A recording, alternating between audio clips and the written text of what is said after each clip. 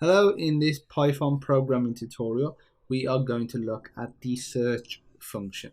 So the search function, pretty similar to match, but search just goes through it until it finds the first instance of it, whereas match only checks if it is at the start of the characters provided. Even though you can set an offset, it still will only do it from, so like one will essentially get rid of that, for example. Obviously you would get rid of that in the inner workings. It would start here and then it would look for ELL. But if it didn't appear, or if you started here and ELL was here, then it wouldn't work. Whereas with search, it just keeps going through it till it actually finds it, or if it doesn't find it. So we'll keep the compile. And search is really simple. It's just search,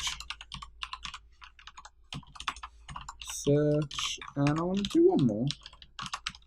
Change this to a 2. So if I rerun it, see what we get. So as you can see, we've got none, we've got match, which is for this one. Then we've got a match, because we're at the start. So first one doesn't give me E. Okay, second one does. Then it's out, so match. Then the third one, we start here. The first character is E, next is out, match. But the final one, we start over here. So the first letter is not an E, and so we keep going till it gets to an E. Nope, nowhere there's an E, so nowhere we can continue to see if ELL is, I'll say match, but successfully searched for in our little string.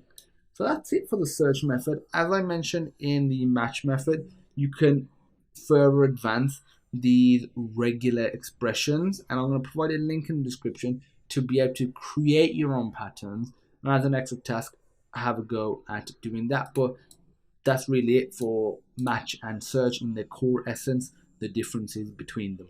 Thanks for watching, and I look forward to seeing you in the next video.